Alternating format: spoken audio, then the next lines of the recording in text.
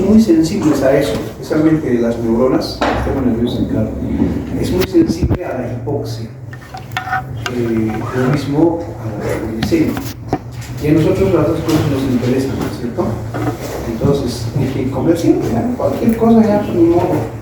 Serán diabéticos después, pero no se van a morir, ¿no? Ahora.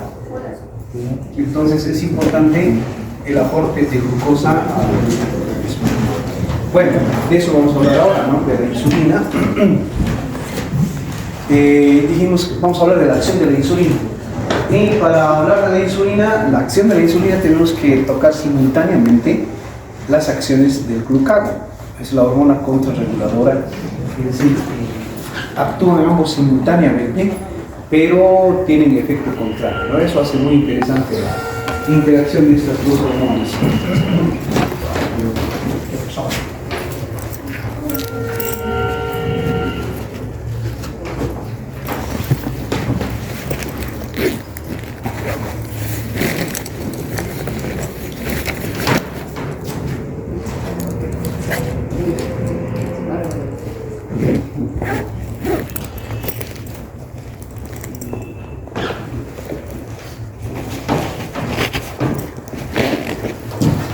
Bueno, hay que partir de una cosa para que sea más didáctico esto, de que la glicemia, así como las cantidades de cualquier sustancia en el cuerpo, son parte de la homeostasis.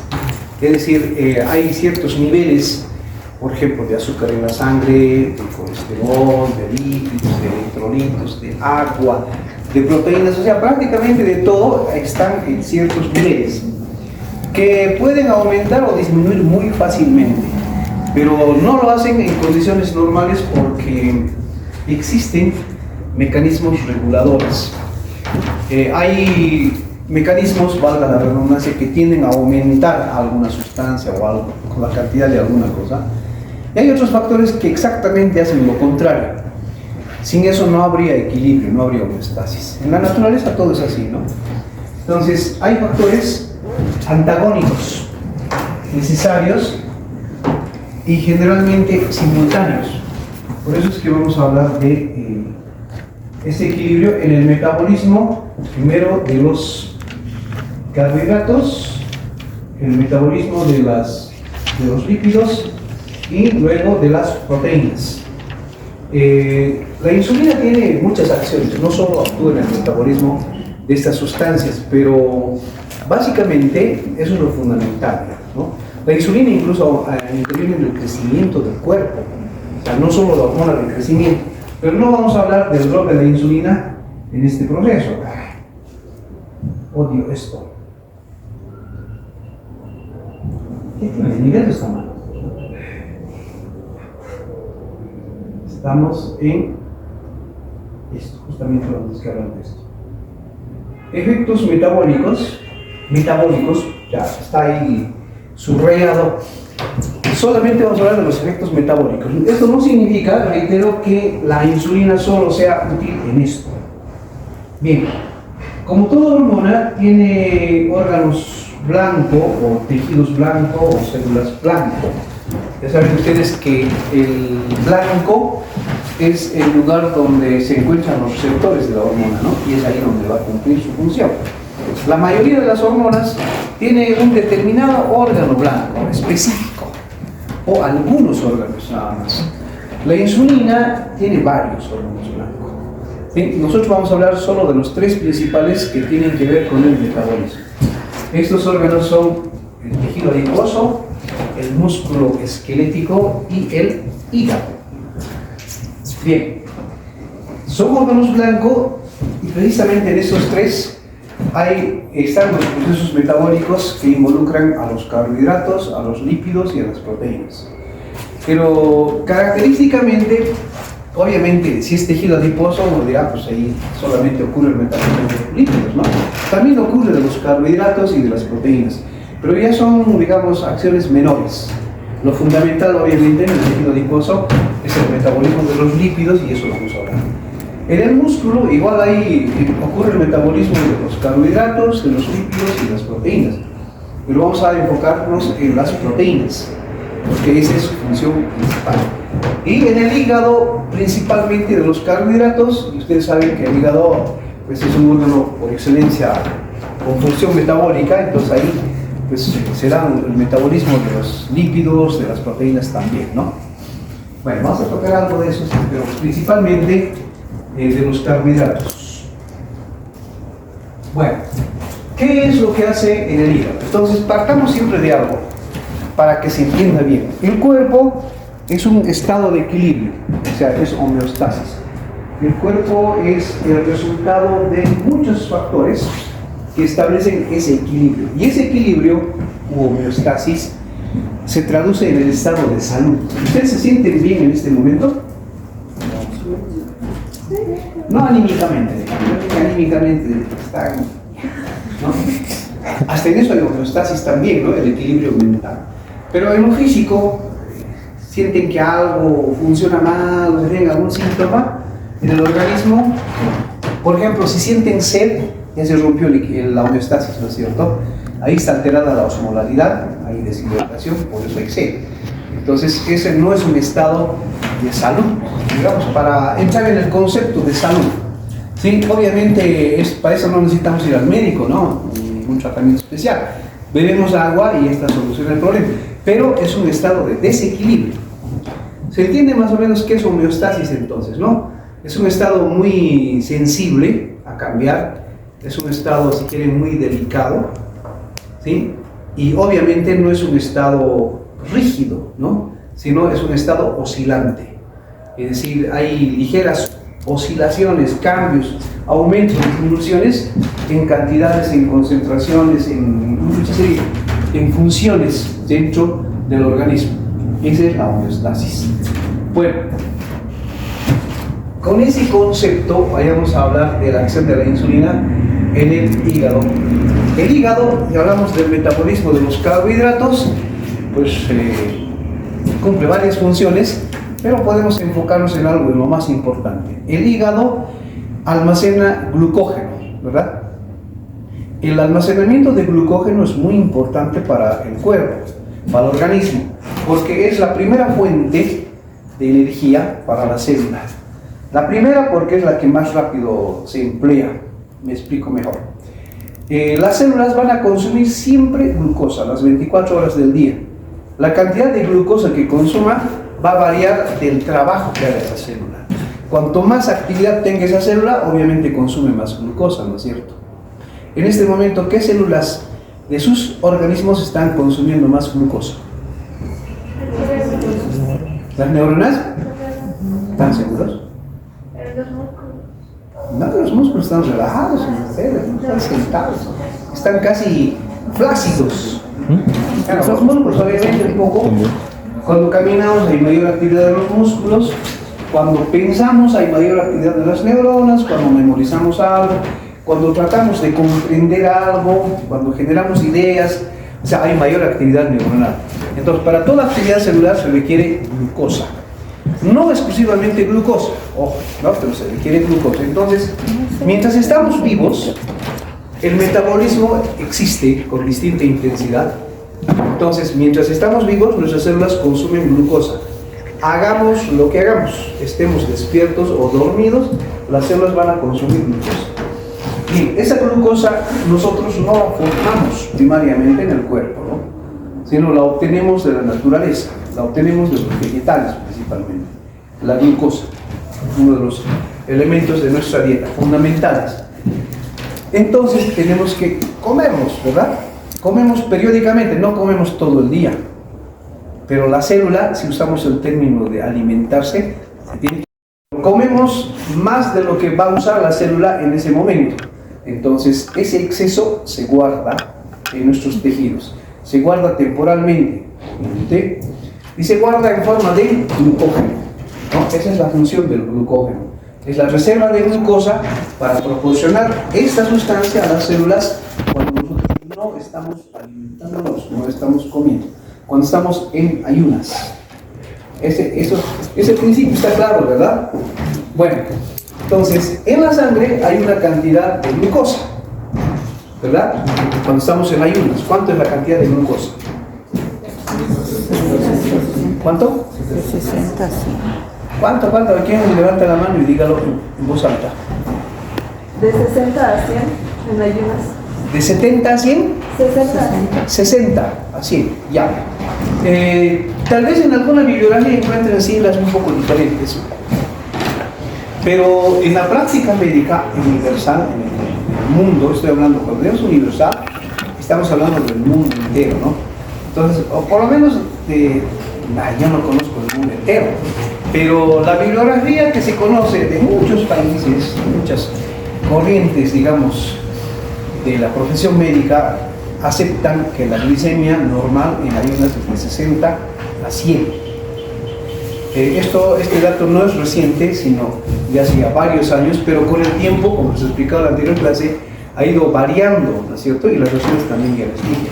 Entonces, actualmente, entre 60 a 100 se considera normal y esos son los parámetros que se usan para diagnosticar alteraciones en el metabolismo o para diagnosticar enfermedades metabólicas como la diabetes. Por lo tanto, por encima de 100 ya no es normal. Ayer pusimos una escala así un poco, a grosso modo, que entre 101 y 125 no es normal, pero tampoco es diabetes, ¿no es cierto? ¿Cómo se llama? Glicemia alterada en ayunas, que no es normal, o sea, no es parte de la homeostasis. Y más o menos la mitad de los que tienen glicemia alterada en ayunas ya son diabéticos en realidad. Y los otros, los que no son diabéticos, son candidatos a diabetes, o sea, ustedes lo han dicho, prediabetes, ¿no es cierto? Entonces, eso ya es prácticamente un paso, ¿no? Antes para convertirse en francamente diabéticos. Bueno, volvamos a lo normal. Entonces de 60 a 100 se mantiene siempre en ayunas. Es como una represa a donde el agua abandona la represa, ¿no es cierto? Pero la represa no se vacía, ¿no? Porque del otro lado llega agua a la represa, de tal forma que la cantidad que sale de la represa y la que llega más o menos son las mismas, y entonces el volumen total se mantiene constante. Bueno, esto entre 60 a 100 se mantiene constante porque a que esa glucosa está siendo utilizada por las células constantemente, entonces hay una tendencia a bajar, pero no baja porque hay otra vía por donde ingresa la glucosa a la célula, ¿verdad? ¿Se entiende eso? Y así se mantiene siempre entre 60 a 100. Bien. El glucógeno, ahora volviendo al glucógeno, es la fuente de glucosa para alimentar a la sangre y mantener esa glicemia en ayunas de 60 a 100. Siempre va a ser así en ayunas.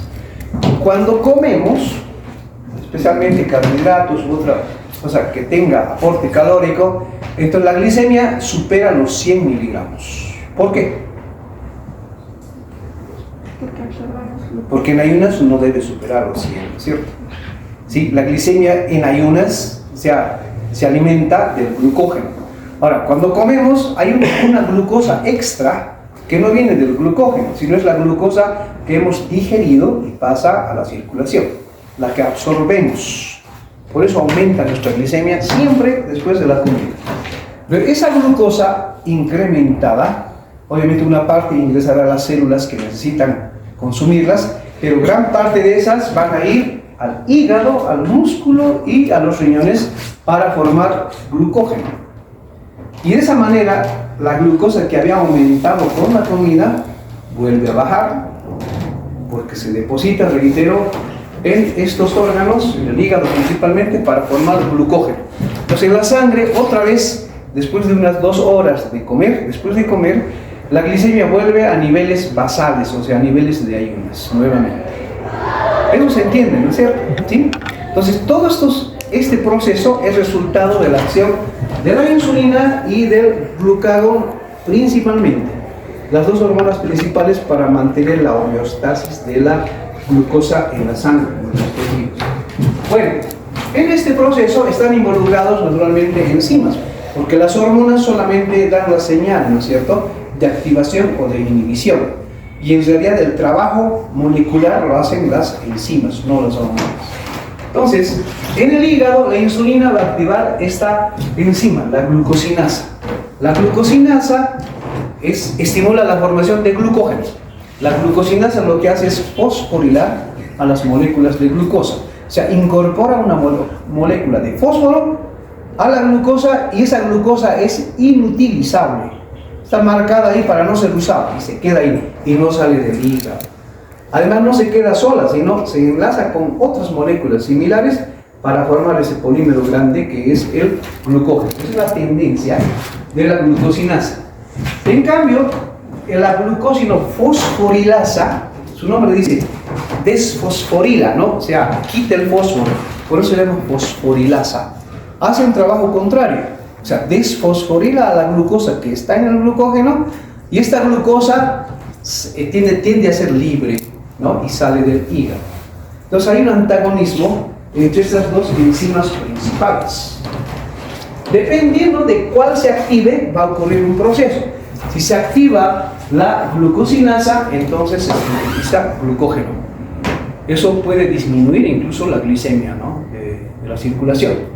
En cambio, si se activa la glucógeno fosforilasa, entonces la glucosa sale del hígado, o sea, aumenta la producción de glucosa hepática. Ya hemos explicado qué es eso. Entonces aumenta la glicemia, ¿verdad? ¿Se entiende eso? Así se controla más o menos la cantidad de glucógeno y la cantidad que se va a ir liberando gradualmente hacia la circulación. Bueno, esta enzima, la glucógeno-sinasa o glucógeno-sintetasa, lo llaman en algunos textos, es estimulada por la insulina. La insulina, ayer dijimos, es una hormona anabolizante por excelencia. Anabolizante, ¿qué significa? Que estimula el anabolismo, la síntesis. O sea, la formación de polímeros, por ejemplo. Estimula la síntesis de proteínas, la insulina. Estimula la síntesis de glucógeno. Estimula la síntesis de triglicéridos y su almacenaje en los adipocitos. O sea, la insulina es como una sustancia que estimula el ahorro. Llegan los nutrientes al organismo y la insulina se encarga de guardarlos y evitar que se los utilice. ¿Se entiende esa analogía, no es cierto? ¿Sí? Bueno, entonces, con esa tendencia, la insulina activa esa enzima y aumenta el glucógeno. Bueno, el glucógeno, obviamente el hígado tiene una capacidad de almacenar glucógeno, no va mucho. Dependerá del estado funcional del hígado, del tamaño del hígado, etc. Bien, el proceso, bueno, si nosotros seguimos consumiendo, vamos a continuar con esta historia. Hemos consumido suficiente glucosa para formar todo el glucógeno posible. Ya no cabe más glucógeno en nuestro hígado, ni en el músculo, ni en los riñones. ¿Qué va a pasar con la glucosa todavía? Porque la insulina sigue trabajando. ¿Qué va a ocurrir con el resto de la glucosa? Porque la glicemia de todas maneras va a bajar. Tiene que bajar, imagínense. Recuerden siempre la glucotoxicidad, ¿no? Si la glucosa está muy elevada, va a causar daño metabólico a los tejidos. Entonces la glucotoxicidad, ahí empiezan los problemas de la diabetes. ¿Sí? ¿Qué va a pasar con ese exceso de glucosa? Digamos, ustedes al día deberían comer, no sé, ¿cuántos? 5 panes, digamos, ¿ya? 5 panes y ya, todo normal. Pero resulta que se les ocurre comer 10 panes. Entonces tienen un exceso de glucosa consumida. ¿Qué va a pasar con ese exceso? Porque ya no se va a formar más glucógeno. Hay una capacidad limitada para eso. Se forman ácidos grasos. Ya han visto ustedes en bioquímica, por eso vamos a hablar de manera general nada más de esto. En bioquímica han visto todo el proceso de formación, ¿no es cierto?, de ácidos grasos, de glucosa a ácidos grasos y viceversa. O sea, esa es una vía con doble sentido, doble dirección. Es decir, la glucosa se va a convertir en ácido graso. A ver, si alguien no quiere consumir grasa para no engordar y solo consume carbohidratos, ¿va a engordar? Sí. Claro. ¿Van a crecer los rollos? Sí. Claro, los depósitos de grasa van a crecer. Pero ya, pues aquel poco informado dirá, ¿pero por qué si yo no estoy comiendo grasa, no? Es lógico, pues la glucosa la convertir en grasa. Ahora, digamos que los depósitos de grasa también tienen una capacidad, ¿no? ¿Ah? Entonces, esa grasa, ¿dónde se va a almacenar? Está en el tejido adiposo, ya. Tenemos mucho tejido adiposo, ya no cabe más. Pero seguimos comiendo. O sea, cuando me refiero a seguimos comiendo, no me refiero a una comida, sino a comida abundante por varios días, o el hábito, digamos.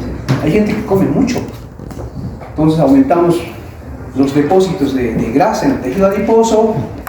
Bueno, ya no cabe más ahí, ¿y ahora qué va a pasar? ¿Dónde va a ir el resto? ¿Por las glándulas sudoríparas? No, eso no ocurre. El tejido sanguíneo. ¿Perdón? A la circulación. ¿Perdón? ¿Se queda en la sangre? A la sangre. Bueno, va a estar en la sangre aumentado obviamente, pero se depositan en algún lugar.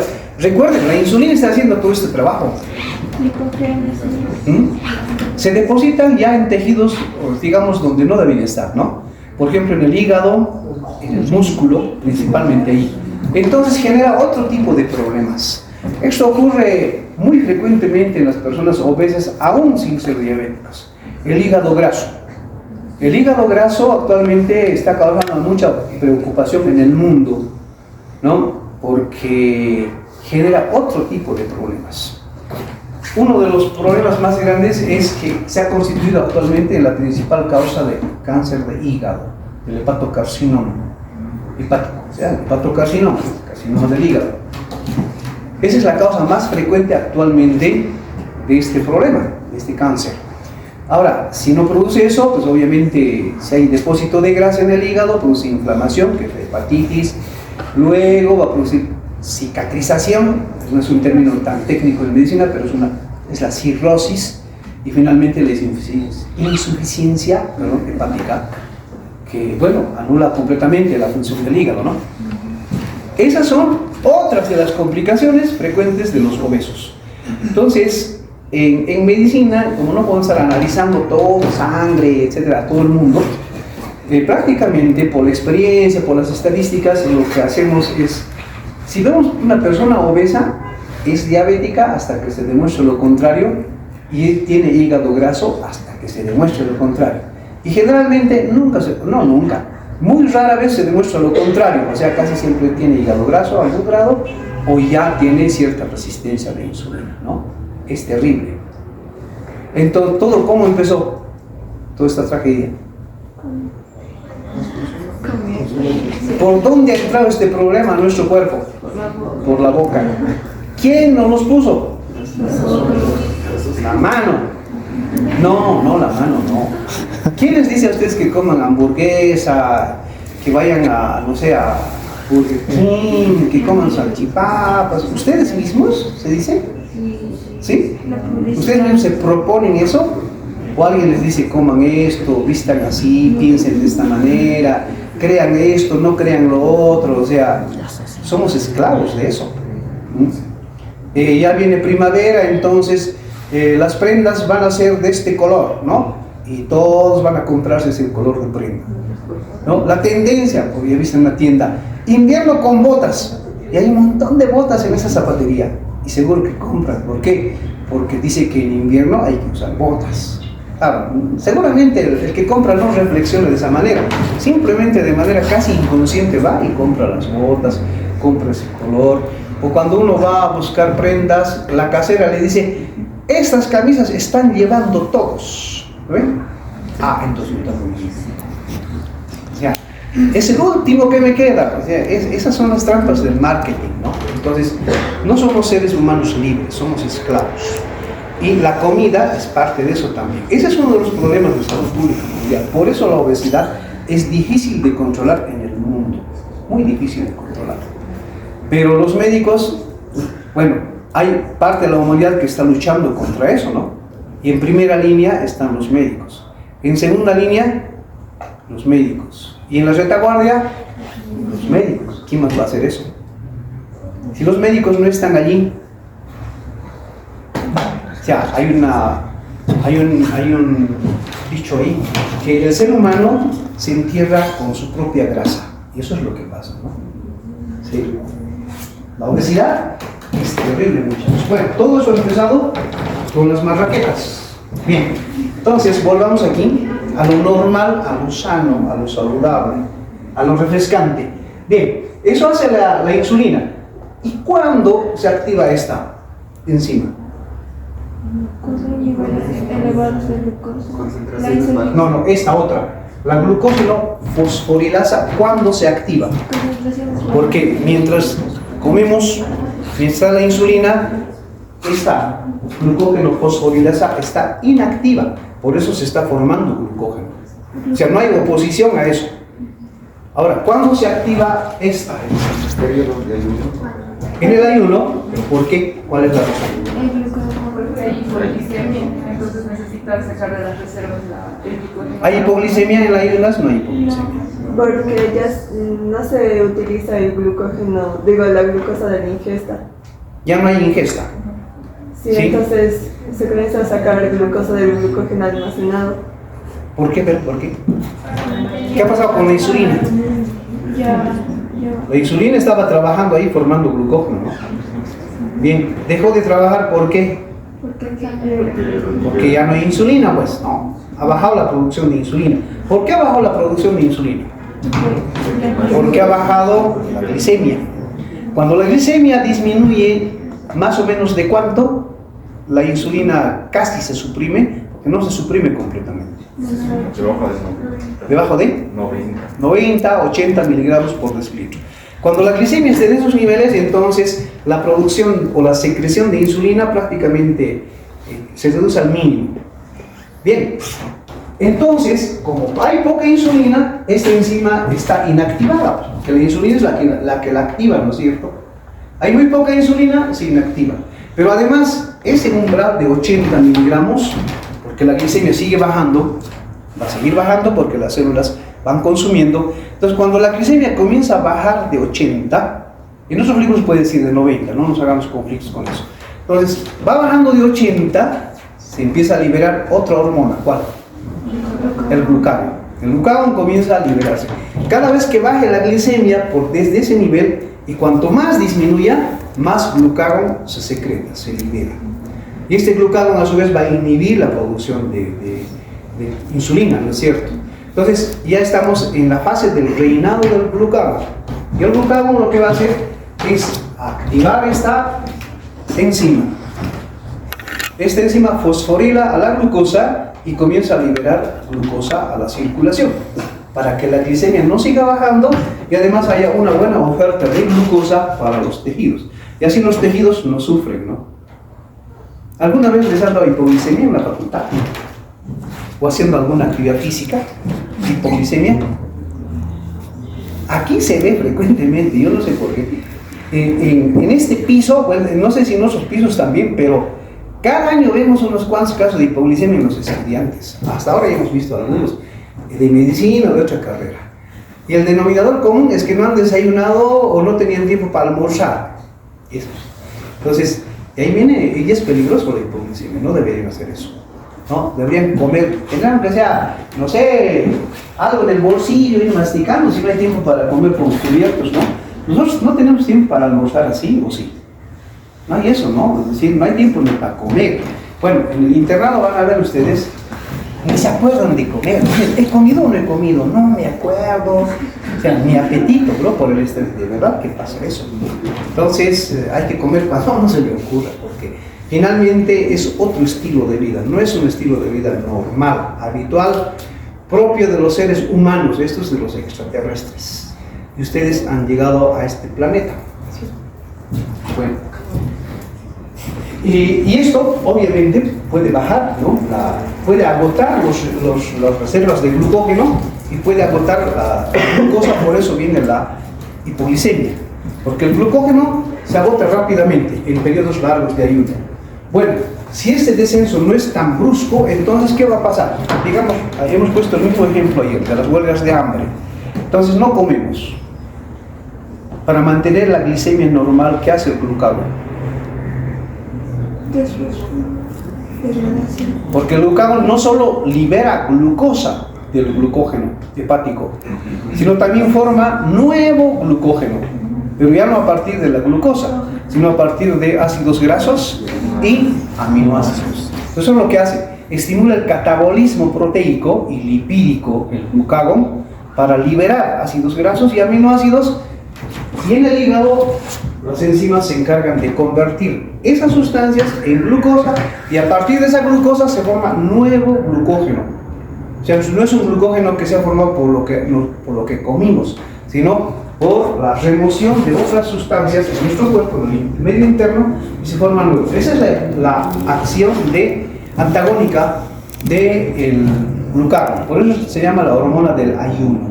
Al mismo tiempo de formar glucógeno nuevo, el glucagón libera glucosa.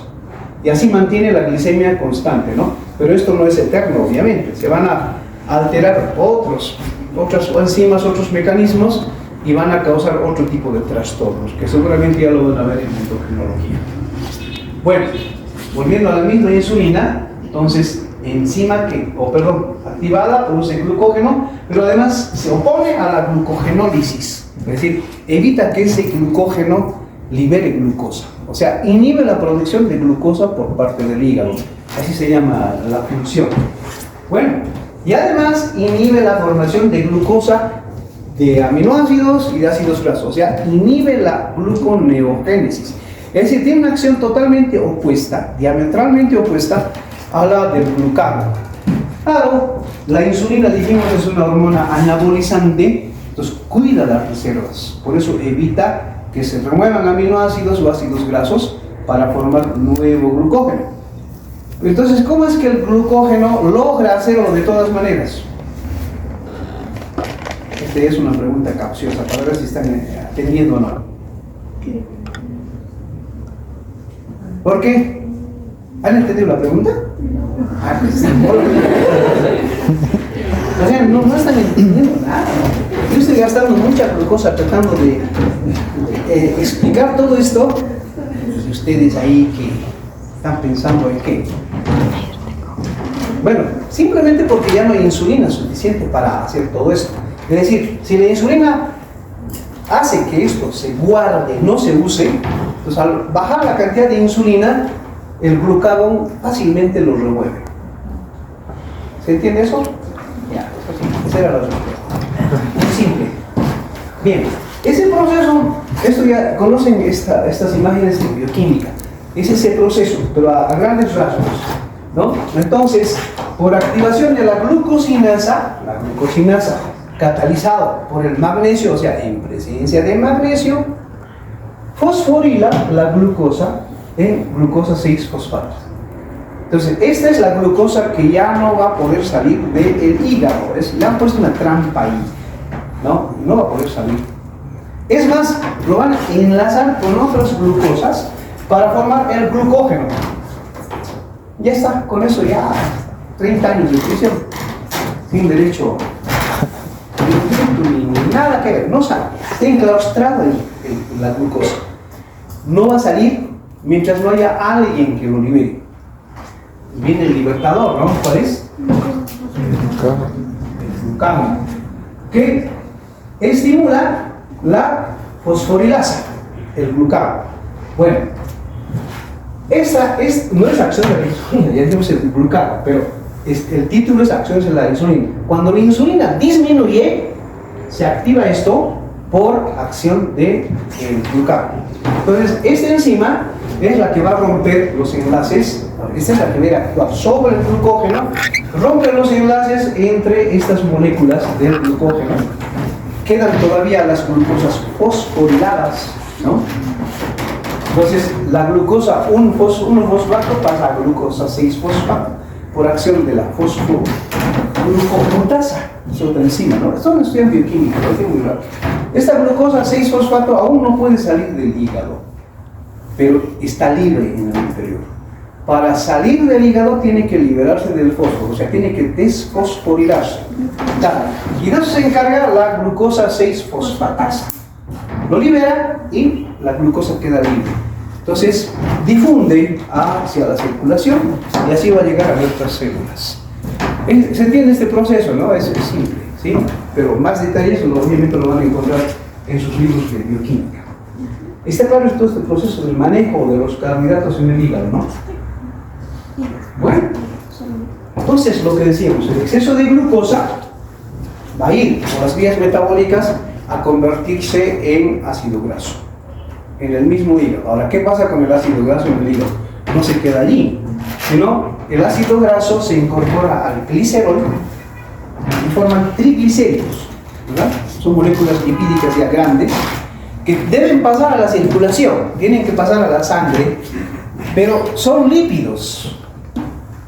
Y en la sangre hay agua. Y ustedes saben que los lípidos con el agua son como el Bolívar y el Stronger, ¿no es cierto? O sea, acérrimos enemigos, se rechazan, tienen fobia. Entonces, el lípido obviamente no va a poder fluir en el plasma, ¿sí? Va a tener problemas, no va a poder viajar y difundir a los tejidos donde debe llegar. Por lo tanto, toda sustancia lipídica que va a circular en el plasma, ya sea proveniente del hígado o de cualquier otro tejido, se incorpora en moléculas grandes, en proteínas. Las proteínas sí son hidrosolubles, entonces se incorporan a las proteínas, se introducen en esas moléculas grandes y forman las lipoproteínas. ¿Conocen alguna lipoproteína? 4. BL, LDL y HDL. Ya debe estudiar los kilomicrones, ¿no es cierto? También, sí. Los kilomicrones también son lipoproteínas que transportan los lípidos absorbidos en el intestino. Claro, porque una vez absorbidos los lípidos no pueden viajar solos por el plasma. Entonces tienen que transportar las proteínas. Las proteínas entonces son como una especie de vehículos, ¿no?, que llevan a las grasas hasta sus depósitos. Bien, entonces los kilomicrones se forman principalmente en el intestino. En el hígado, estas proteínas de muy baja densidad, o lipoproteínas de muy baja densidad, BLDL, ¿qué quiere decir? Eso.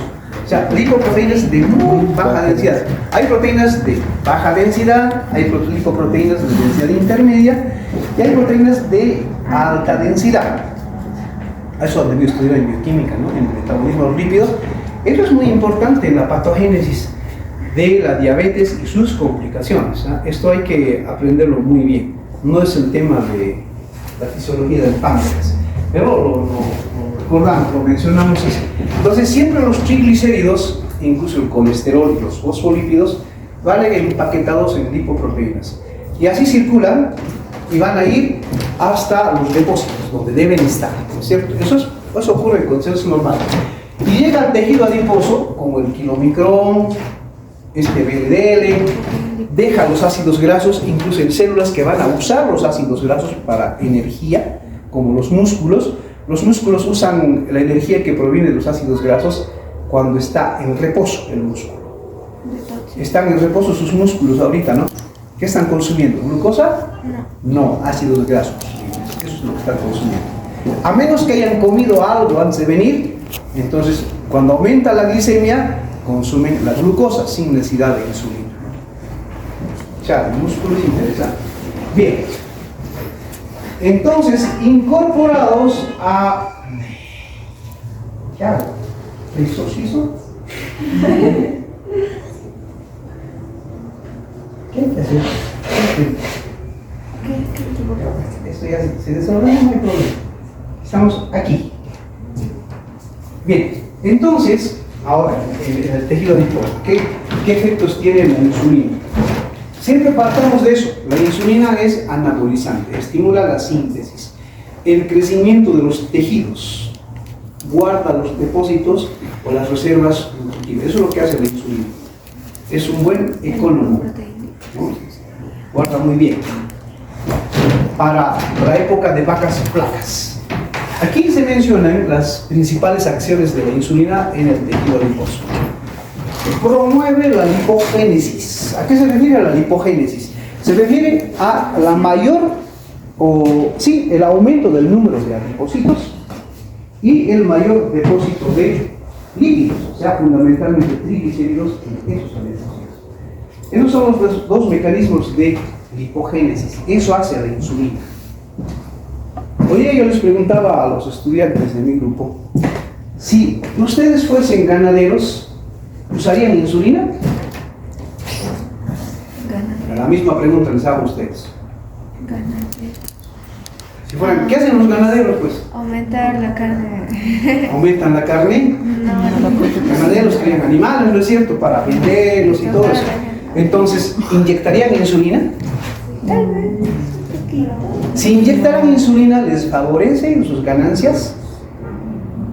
Sí, es gratis. Porque aumenta el depósito de grasa, aumenta la síntesis de proteína, o sea, hay más músculo. ¿Inyectarían insulina? ¿Sí o no? Sí, se muere. ¿Sí? No hay ética, ¿no? En negocios no hay ética, porque eso no es ético, no es natural. A ver, los pollos, los que compramos más o menos son de 2 kilogramos, son de granja, ¿verdad? Desde que salen del cascarón hasta que lo degollan, ¿cuánto tiempo pasa para que pesen 2 kilos? 2 meses. Sí, 2 meses. ¿Cuánto tiempo? 2 o 3 meses. No. En otras palabras, ¿cuánto tiempo dejan vivir en las granjas a los pollos antes de mandarlos a donde fríen? 2. ¿Sabe? 4, 6. 2 meses. Prometo. Ahora, otro pollo, ya no de granja, sino de corral, en una casa, ¿no? Le pone a la gallina, nace el pollito. ¿En cuánto tiempo alcanzan 2 kilogramos? Ah, un año. ¿En cuánto tiempo? Sí, es pequeño. Depende del dueño.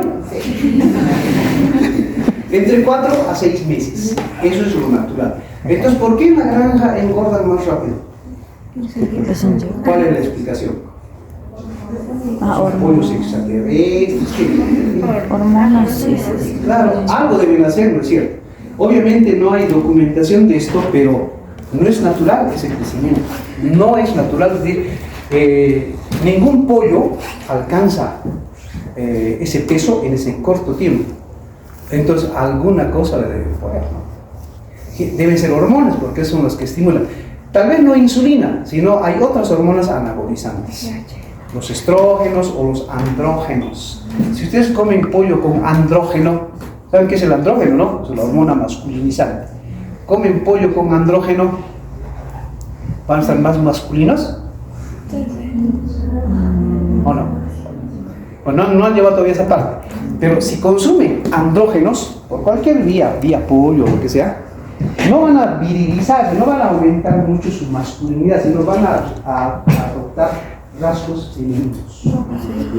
Porque los andrógenos, hay un proceso que se llama aromatización. O sea, la aromatasa, por eso no porque haya olor, nada, sino la aromatasa es una enzima que está en el tejido adiposo y lo que hace es convertir el andrógeno en estrógeno, o sea, en hormona femenina. Si yo me inyecto andrógenos, en mi cuerpo se van a convertir en estrógenos, ¿no? O sea, voy a adoptar caracteres femeninos, obviamente también masculinos, ¿no? O sea, un mix, más o menos. Eso pasa. Bueno, ahora, si ustedes consumen pollo con hormonas anabolizantes, ¿no serán andrógenos los que ponen ahí a los pollos? ¿Sí? A ver, mañana véanse al espejo. Pero entero, ¿no? Entero, porque de aquí para arriba no se nota mucho. Bueno, es posible, y eso no es eso no es saludable. Les hablé de unas jornadas, ¿no es cierto?, que van a haber de diabetes y todo eso. Ahí llegan expertos, bueno, que llegan cada año, ¿sí?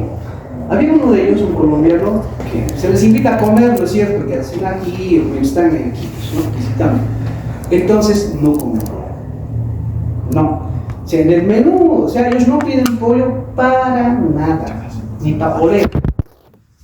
Plancha, lo que fuera, hervido, no pollo. Carne roja a medias y carne de peces sí, eso sí consume, ¿no? En los almuerzos. Y la razón es obvia, ¿no? Expertos saben pues, cómo están criados los pollos, lo que hacen las hormonas en el cuerpo, etc. Por eso les vuelvo a preguntar, ¿qué hagan los Raúl? ¿De granja o son criados?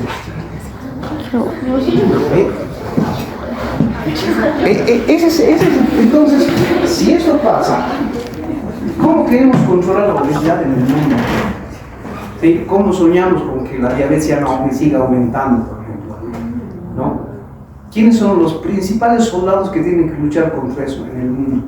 Los médicos. Colegio de abogados, la academia de policías, el ejército, las amas de casa, ¿quiénes son? Son los médicos. O sea, si no hay una buena prevención de enfermedades, es responsabilidad también de los médicos, porque no saben educar a la población. Ni siquiera sabemos prevenir la diabetes. Y esto no lo estoy diciendo yo a espaldas de algunos colegas que llevan a prevenir la diabetes, porque yo se los he dicho, por eso no a espaldas. Midiendo la glicemia en el dedo, ¿no? Así no se puede prevenir la diabetes. Dijimos en la primera clase de esta fase de páncreas, prevención significa evitar, ¿no es cierto?, que algo ocurra. Midiendo el azúcar en la sangre no vamos a evitar eso, la diabetes. ¿Cómo evitarían ustedes la diabetes? ¿Y qué es educar? A ver, ¿cómo usted sabe que ha educado bien? Cuando hay un cambio de Yo tengo un actitud, individuo, no está bien educado, yo le voy a educar. ¿Cómo tendría que demostrar que le he educado bien? que hay un cambio de Cambio de conducta, toma de conciencia, otra actitud, otro modo de ser, ¿no es cierto? Eso es educar. Si no logramos ese cambio en la persona a quien estamos educando, no estamos educando. Pueden haber dos cosas: o no sabemos educar, o la persona a quien queremos educar no es educable. ¿Saben eso, no? Que es educable. A grosso modo, hagamos un pequeño paréntesis en esto, porque se trata de prevenir, o sea, tenemos que educar y tenemos que ver a quién estamos educando, a quién pretendemos educar. Hay tres niveles de individuos, digamos, de acuerdo al grado de desarrollo para el aprendizaje. Hay gente entrenable, no digo que sea la única clasificación, deben haber varias parecidas, pero hay gente solamente entrenable, no se puede ni instruir ni educar, pero sí se lo puede entrenar. Le sigue la gente instruible, o sea, se lo puede instruir, sí, obviamente entrenar, pero ya tiene mayor capacidad, se lo puede instruir, se le puede dar instrucción, pero es difícil que se eduque. Y hay gente educable, o sea, que además de entrenarse, instruirse, se educa. ¿Cuál quieren ser ustedes? ¿A cuál categoría quisieran pertenecer? Ustedes. educables. ¿A cuál? Educables. Educables, ¿no es cierto? Porque más o menos como que parece ser un ser más desarrollado, ¿no? Más susceptible de cambiar, de mejorar, de evolucionar, ¿no es cierto? Sí, eso. O sea, entonces, hay gente que puede ser muy bien instruido, puede saber mucho de técnica, de información, qué sé yo, puede ser un buen informático, digamos. Incluso puede aprenderse todos los libros de medicina, puede saber toda la fisiología, fisiopatología, enfermedad, tratamiento, está bien instruido. Pero si no tiene la conducta acorde a esa formación, a esa profesión, no va a ser un buen profesional, es obvio, ¿no? Porque ser profesional es desempeño, es actitud, es toma de decisiones, es crear condiciones para cumplir con nuestro objetivo. Nuestro objetivo, además, como médicos, es educar. O sea, ¿cómo podemos educar algo si nosotros no tenemos la capacidad de educarnos a nosotros mismos? ¿Ustedes se educan? O sea, ustedes mismos, si son educables, tienen que educarse, ¿no?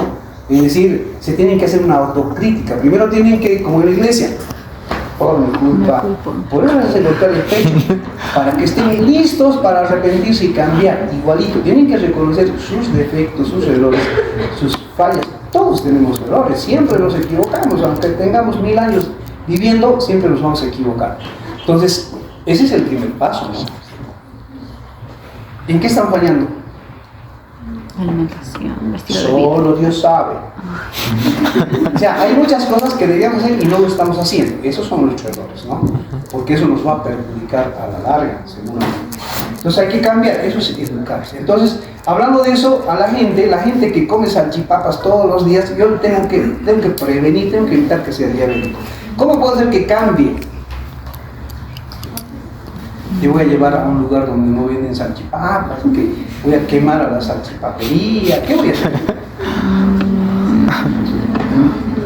Tengo que explicarle, ¿no es cierto? Los más, o sea, tener que hacerme entender, mire, si usted come salchipapa, esto va a pasar en su hígado, esto va a pasar en su corazón, se va a enfermar del riñón. A veces nos llevamos a los que no están complicados a ver al paciente diabético ya sin pies, al paciente cieguito, ¿ven? Así, sin riñones. Entonces hablan con ellos, sí, yo estaba igual, pero mire, ahora. Entonces, eso también les impacta, ¿no es cierto? Y eso puede ayudar a evitarles, sí, porque con solo palabras a veces no es suficiente. Entonces hay que insistir, insistir e insistir. Entonces, porque puede haber también gente que no va a cambiar, ¿no? O sea, no es educable, lamentablemente. Entonces en ellos habrá que tomar otras medidas, ¿no? Ahí está la eficiencia del médico. ¿A cuántos han evitado que sean diabéticos, por ejemplo? ¿Sí? Ese es un buen médico. O sea, no sé, yo he evitado que 20 personas no sean diabéticos y ya está, ahí está. ¿Cómo te está yendo como médico? Depende cuántos enfermos he evitado, ¿no es cierto? No cuánta plata he ganado. Eso no mide la eficiencia o la capacidad profesional. En medicina, si a un comerciante le preguntamos cómo está yendo, a él sí.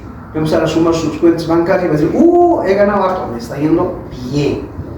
Pero el médico, ¿cómo mide su eficiencia? Con la cantidad de vidas que ha salvado, dolores que ha aliviado, enfermos que ha evitado, ¿no es cierto? Los éxitos terapéuticos que ha tenido, con la cantidad de gente que ha tenido también, es decir, que ha tenido a 5.000 todos exitosos y yo solamente a 1.000 todos exitosos, bueno, entonces el que ha tenido más obviamente tiene más éxito, ¿no? No nos preguntamos cuántos autos tienes, ¿no es cierto? Oye, mira tu auto, un Ferrari, te está yendo bien como médico. No, te está yendo bien como otra cosa, ¿no es cierto? Porque en eso tampoco hay ética, siempre. Entonces, eso es parte de nuestra educación como médicos, ¿no? Ustedes se están educando, no son médicos todavía, pero la ética es muy importante. Hay médicos que no mueven un dedo si no les pagan, por ejemplo. Eso no es ético, eso no está bien. O sí. Es que mi esfuerzo me quemó los pestañas, nadie me regaló nada, a mí todo me cuesta y yo cobro lo que valgo, ¿no? Esas son las expresiones que yo escucho muy seguido, además.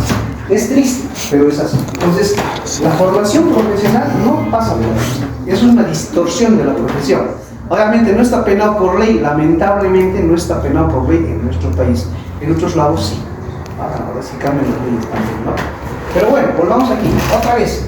Hemos hablado de esto a partir del pollo, ¿no? Bueno, y de los ganaderos. Entonces, promueve la lipogénesis, ¿sí? Si nos inyectáramos insulina sin motivo, aparte de hipoglicemia, ¿qué más nos va a pasar?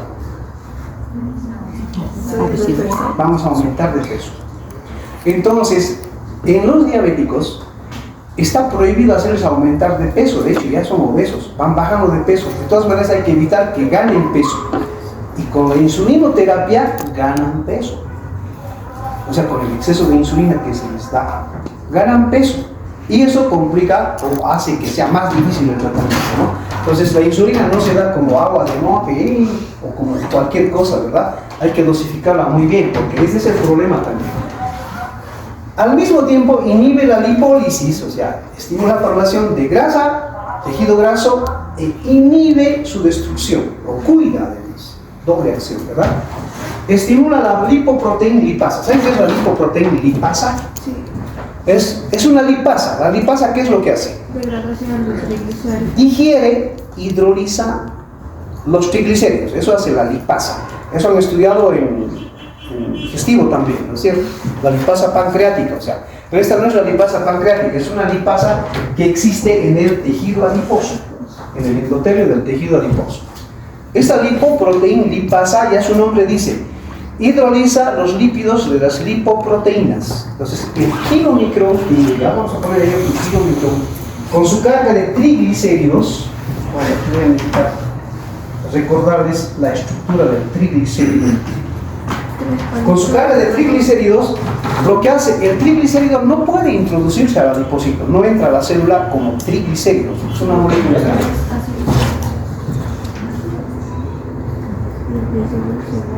Glicerol, ácidos grasos. Conocen este esquema, ¿verdad? Está en todos los libros. Triglicéridos. Es una molécula grande que no va a empezar. Entonces, tiene que hidrolizarse, es decir, tiene que separarse este enlace para que los ácidos grasos queden libres. Y así como ácidos grasos libres, sí difunden al adipocito. Pues de esto se encarga la lipoproteína lipasa. La lipoproteína lipasa es una enzima que es sensible a la insulina. La insulina activa esta enzima en el tejido adiposo. Además, ¿no? Entonces, es el mecanismo por el cual los ácidos grasos ingresan en el adipocito. Esto es muy importante, esta parte, ¿no? Vayamos. Inhibe la lipasa hormonosensible. ¿Han oído hablar de la lipasa hormonosensible? Es otra lipasa que está en el adipocito. ¿No han oído hablar? Sí. La lipasa hormonosensible, bueno, esto ya está en el adipocito. Una vez en el adipocito, los ácidos grasos vuelven a unirse al glicerol y se quedan ahí también como anclados, porque si no se unieran al glicerol para formar nuevamente triglicéridos, entonces difundirían otra vez hacia el exterior, ¿sí? Abandonarían el adipocito. No ocurre eso, ¿por qué? Porque una vez ingresados se resintetiza el triglicérido y quedan como atrapados en el interior del adipocito. Así se almacenan. Ahora, para que este ácido graso abandone el adipocito, salga del adipocito, porque es necesario que salga, no se lo necesite en otros lugares, actúa la lipasa hormonosensible. Vamos a abreviar así. La lipasa, esta no es abreviatura universal. Estoy haciéndolo para ahorrar, no tinta, espacio. La lipasa hormonosensible. Entonces, la lipasa hormonosensible es inhibida por la insulina. Entonces está inactiva. Mientras haya insulina alta, esto está inactivo. Por lo tanto, esto se mantiene así. Ahora, cuando desciende la cantidad de insulina, por cualquier razón, entonces esta enzima se activa. Y la otra, la lipoproteína lipasa, se inactiva, ¿no es cierto? Porque esa estaba activa con insulina. Ahora no hay insulina, entonces se inactiva. Por lo tanto, los kilomicrones que circulan no van a dejar los ácidos grasos aquí porque no hay suficiente insulina. Esa es una de las razones por las que los diabéticos tienen los lípidos elevados en la sangre. Y esos lípidos elevados en la sangre causan desastres en el endotelio y en los tejidos. Causan ateromas, aterosclerosis y los inflamatorios endoteliales, lo cual va a aumentar la formación de trombos, infartos. Ahí empieza el desastre, ¿no? Bueno, pero la insulina más bien se encarga de limpiar eso y se deposita más bien en el adipocito. Reitero, poca insulina, el kilomicrón o las lipoproteínas se quedan en la circulación con sus contenidos. Bueno, ahora volvamos a lo fisiológico. La insulina no siempre está alta, tiene que bajar. Y cuando la insulina baja, o sea, baja cuando ya no comemos, ¿no? Obviamente, ya no comemos, todos los kilomicrones han dejado sus ácidos grasos, pues están tranquilos, entonces no aumentan nuestros lípidos mucho ni el colesterol. La insulina disminuye, y al disminuir la insulina se activa esta lipasa hormonosensible. Se activa, ¿y qué es lo que hace? Lo mismo, libera los ácidos grasos, y esos ácidos grasos salen del adipocito. ¿Se entiende esto? Y eso hace que aumente también la circulación, pero no a niveles patológicos, sino que esos ácidos grasos van a ir donde se los necesiten, ¿no? Al músculo, al hígado, para el metabolismo. Así se usan las grasas. Entonces, mientras las cantidades se mantengan estables y equilibradas, no va a haber ninguna enfermedad. Necesitamos comer grasa también, ¿no es cierto? ¿Sí? No nos vamos a quedar sin estos elementos que son muy importantes. Lo que pasa es que nosotros usamos muy mal las grasas. Es como el plástico. ¿El plástico es malo? ¿Es malo el plástico? Sí. ¿No usan plástico? El plástico es imprescindible, ¿no? El plástico es muy noble, sirve para muchas cosas. Muy útil. Útil, sí. ¿Y por qué decimos que es malo? Porque lo Porque tiene usamos demasiados mal. años. Plástico, lo echamos, desechamos, lo contaminamos en la mente, arruinamos el ecosistema. Esto es igual, las grasas son buenas, lo que pasa es que nosotros seguramente lo usamos mal y ya tenemos problemas. Bien, además de ese movimiento, estimula la maduración del preadipósito en el adipósito. El tejido adiposo es el único órgano que crece en cantidad de células después de que somos adultos. Ningún otro órgano va a crecer así como el tejido adiposo. Entonces aumenta el número de adipocitos, porque hay preadipocitos para diferenciarse. Y no solo eso, los adipocitos aumentan de volumen. Bueno, en el mismo tejido adiposo se capta también glucosa. Es decir, no es exclusivo, digamos, la llegada de ácidos grasos al tejido adiposo, sino también la glucosa llega allí. Y la glucosa allí se va a sintetizar, se va a convertir, al igual que en el hígado, en ácidos grasos y glicerols. Así que el que evita comer grasas para no engordar y come solamente carbohidratos, igual va a aumentar, ¿verdad? Igual, o sea, no hay aquí dietas que restringan una cosa, eviten lo otro, etcétera, etcétera. Bueno, ya vamos a terminar. Entonces, esta es la lipoproteína lipasa para ilustrar lo que se explicó. Cualquier lipoproteína lipasa va a dejar sus ácidos grasos, ¿no? O perdón, cualquier lipoproteína por acción de la lipoproteína lipasa. Bien. Y la lipasa hormonosensible tiene un efecto contrario, libera los ácidos grasos del adipocito para la circulación. O sea, aquí otra vez tenemos antagónicos, ¿verdad? Y finalmente, para que recuerden la estructura de los triglicéridos, este es el glicerol, y aquí ya se ha esterificado esto y tenemos los triglicéridos. Hidrólisis, recuerden, hidrólisis es la ruptura del enlace por incorporación de una molécula de agua. Entonces, en el organismo, las lisis casi siempre ocurren por este mecanismo, por hidrólisis. Por lo tanto, las lipasas que hemos mencionado son enzimas hidrolíticas, pertenecen a eso, ¿no? Eso suelen preguntar en los exámenes, no sé por qué. Bien, ¿tienen alguna pregunta hasta aquí? Mañana vamos a continuar con músculo, con la acción en el músculo, síntesis de proteínas y todo eso que mencionamos. Bien, si no hay preguntas, entonces dejamos, terminamos.